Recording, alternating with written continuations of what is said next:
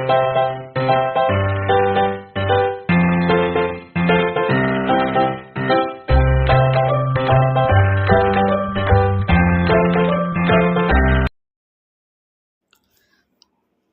உறவுகளுக்கு என் இனிய வணக்கம்.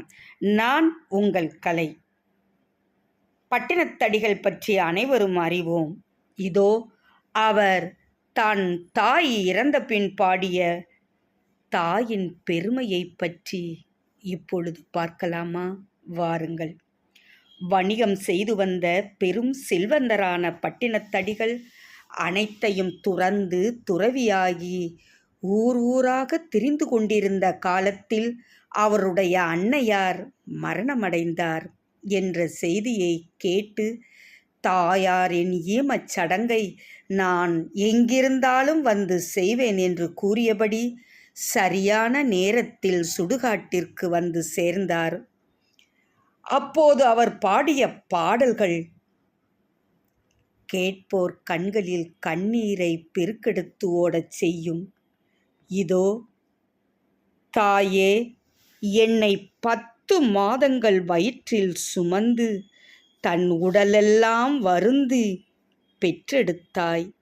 பச்சை உடம்பினனாய் நான் இருக்கும்போது இரக்கத்தோடு தன் கைகளில் தாங்கி அணைத்து அமுதம் போன்ற பாலூட்டி என்னை வளர்த்த உன்னை நான் இனி எந்த பிறவியில் காணப்போகின்றேன்?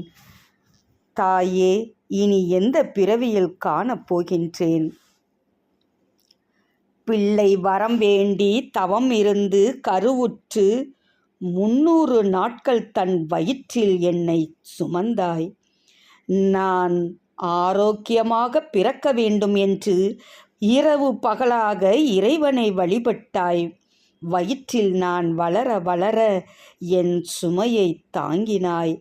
அந்த உடம்பிற்காய் இப்பொழுது நான் தீமூட்டப் போகின்றேன். அன்னையே, தீமூட்டப் போகின்றேன். கூடையிலும் தொட்டிலிலும் மார்மேலும் தோள்மேலும் கட்டிலிலும் கிடத்தி எனக்கு அன்பு காட்டினாய். தன் சேலை முந்தானையில் மூடி வைத்து என்னை காப்பாற்றினாள், சீராட்டினாள். அந்த தாயின் உடம்பிற்காய் இப்பொழுது நான் தீமூட்டப் போகின்றேன். அன்னையே,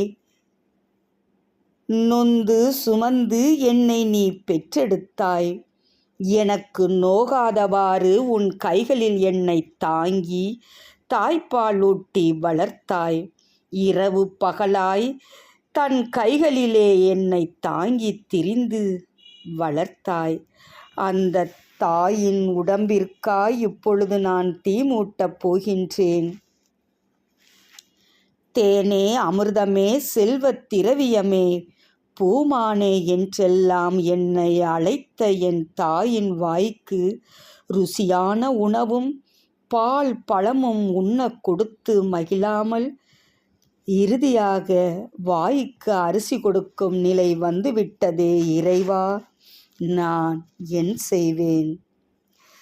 என் முகம் மீது முகம் வைத்து என்னை முத்தமிட்டு என் மகனே என்று அழைத்த என் தாயின் வாய்க்கு இறுதியாக வாய்க்கு அரிசி போடும் நிலை வந்துவிட்டதே. என் தாயின் தலைமேல் கொள்ளி வைக்கப் போகிறனே. அன்னையே, நான் என்ன செய்வேன்? முன்னையிட்ட தீ முப்புறத்திலே, பின்னையிட்ட தீ தென்னிலங்கையிலே, அன்னை இட்ட தீ அடிவயிற்றிலே, யானும் இட்ட தீ மூழ்க மூழ்கவே. ஐயகோ, நான் என் செய்வேன்? நான் எவ்விதமான குற்றங்களும் புரியாமல் தடுத்து என்னை காப்பாற்றி என்னை கண்டித்து வளர்த்த என் தாயின் கைகள், தாயின் உடல் இதோ தீயில் எரிகின்றதே. என்னால் எதுவும் செய்ய முடியவில்லையே. என்னால் என் தாயை காப்பாற்ற முடியவில்லையே. என் தாயே, அன்னையே, நான் என் செய்வேன்? தீயில் வெந்து போனாலே. தாயே, மீண்டும் பிறப்பில்லாமல் இறைவன் உன்னுடன் இணைந்து கொண்ட தாயே, மீண்டும் பிறப்பில்லாமல் இறைவனே உன்னுடன் இணைந்து கொள்ளட்டும். தாயே, தினமும் எந்நேரமும் உன்னையே எண்ணி தவமிருந்து என்னை பெற்றெடுத்தாய். இப்பொழுது எங்கு சென்றாய் தெரியவில்லை. நான் என்ன செய்வேன், நான் என்ன செய்வேன்? நேற்று வரை உயிருடன் இருந்தாய், சுறுசுறுப்பாக எங்கும் உலாவினாய். இன்று தீயில் வெந்து சாம்பலானாய். உன்னுடைய சாம்பலுக்கு பால் தெளித்து இறுதி மரியாதை செய்ய அனைவரையும் அழைக்கின்றேன். யாரும் துன்பப்படாதீர்கள், துயரப்படாதீர்கள். எல்லாம் இறைவனின் செயல், எல்லாம் இறைவனின் செயலே. ஆம்,